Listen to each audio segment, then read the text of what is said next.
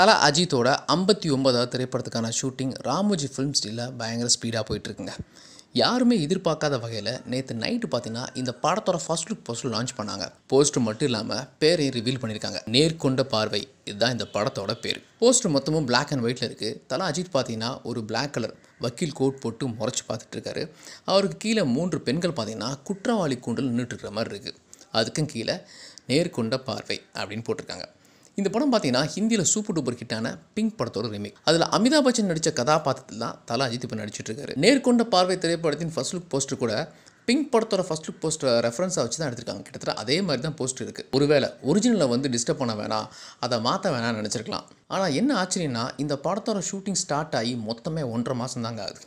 அதுக்குள்ளே கிட்டத்தட்ட first look poster release பண்ணிட்டாங்கன்னா படம் இந்த மாதம் இறுதிக்குள்ளே முடிஞ்சிருன்னு தான் சொல்கிறாங்க. ஏப்ரல் முதல் வாரத்தில் இந்த படத்தோட டீசரை லான்ச் பண்ண போகிறாங்களாம். மே மாதம் 1ஆம் தேதி இந்த படத்தோட ரிலீஸ் கன்ஃபார்ம். அஜித் மாதிரி இவ்வளோ பெரிய ஸ்டாரை வச்சுட்டு மொத்தமே 2 மாதத்துக்குள்ளே இவ்வளோ பெரிய படத்தை முடிச்சுக்கிறது ஆச்சரியமான விஷயம். இதுக்கான ரகசியம் என்ன சொல்கிறாங்கன்னா, ஒரிஜினல் படமான பிங்க் படத்துலேருந்து எந்த விதமான மாற்றமும் பண்ணலையா. ஒரிஜினல் படம் எப்படி இருக்கோ அதே மாதிரி தான் ஷூட் போயிட்டு இருக்கான். மொத்தத்தில் நேர்கொண்ட பார்வை திரைப்படத்தின் ஃபர்ஸ்ட் லுக் போஸ்டர் பெரிய லெவலில் ட்ரெண்டிங் ஆகிட்டு இருக்கு.